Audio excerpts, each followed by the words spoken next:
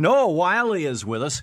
And Noah Wyle, the actor, the producer, the director, best known for his work as Dr. John Carter for 11 seasons on NBC's long-running drama ER, and has also played U.S. Secretary of Commerce Donald Evans in Oliver Stone's movie W, and is now spending a lot of his free time at the international nonprofit organization Doctors of the World, DOWUSA.org, and is a member of the Human Rights Watch Council, HRW.org. Tonight at 9 o'clock Eastern Time is on NBC the final episode of ER, this incredible long-running TV series. Noah Wyle, welcome to the show. Thank you, Tom. Great to be on. First of all, you're a brilliant actor and you do great work. And what a work ethic! All these years that you've committed to this. How do you learn your lines? Well, it's really just rote memory and repetition. The brain is a bit like a muscle, and that the more you exercise it that way, the more facile you get. So actors just get good at memorizing their lines that way. I've been blessed with a pretty good memory, though. It's not photographic, but for some reason, if it's words on a page, I see it fairly clearly. Yeah, well, that's great. That's marvelous. Tell me, what do you, Noah? What is your hope for the legacy of this TV series? I know you're kind of going out on a high note here, which, much like Seinfeld, did a great thing, which tends to create a legacy for a TV series. Well, it's had an interesting impact in a couple different ways that I hope would continue.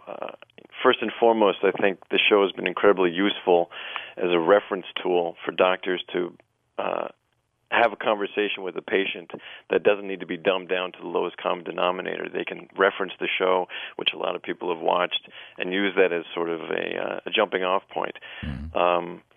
And then we've initiated a lot of storylines over the years that have highlighted a lot of different aspects of medicine and different diseases.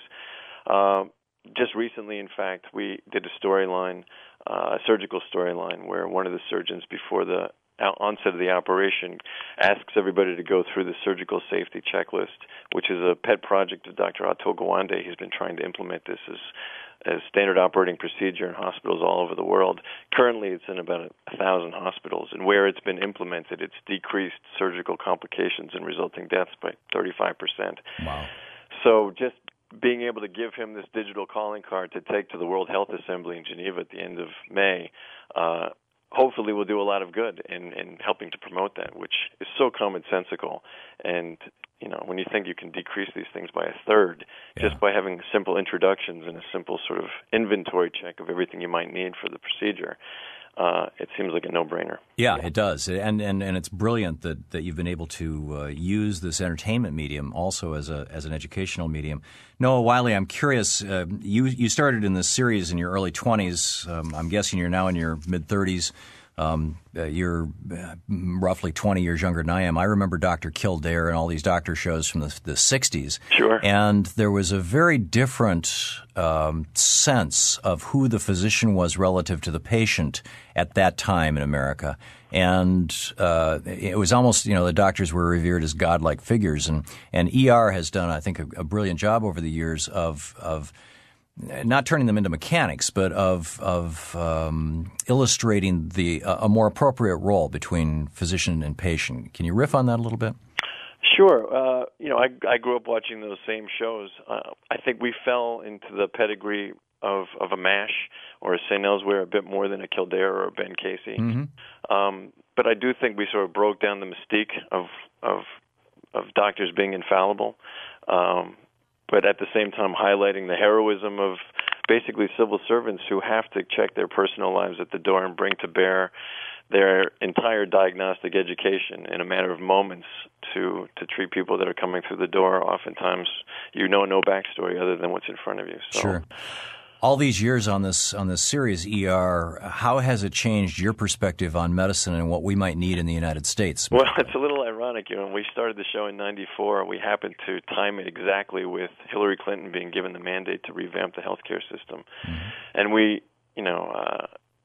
thought innocently that we were going to be part of the solution, and that 15 years later we would see some sort of universal or standardized health care. But unfortunately, apparently we made ER medicine look so good that we've swelled the ranks of the uninsured by about 30 million people. And forced trauma center closings across the nation, which has only swelled the populations of people that are using ERs as their primary source of health care. And I wonder about that. We only have 40 seconds left. I'm sorry, but I watch House, I watch ER, and nobody ever says when somebody comes in as a patient, "May I have your insurance card or prove to me that you can pay?" And yet in the real world, that happens all the time. Do you think that medical shows have an obligation to start reflecting that horrible reality?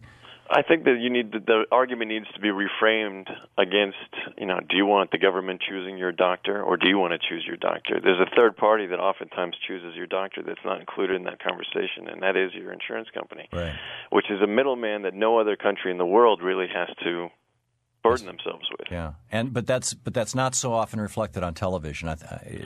I'd like to lobby in favor of that. Well, let's hope that in the declension of medical dramas, the next one will really tackle that issue. That would be that would make a fascinating, dramatic setup, I think, in some ways. Noah Wyle, a brilliant actor. I look forward to your future work. And also your work with HRW.org, the Human Rights Watch Council, and Doctors of the World, DOWUSA.org. Noah, thanks so much for dropping by. Thank you so much, Tom. Good talking with you. And you, sir. Keep up the great work. Thank you. We will be back.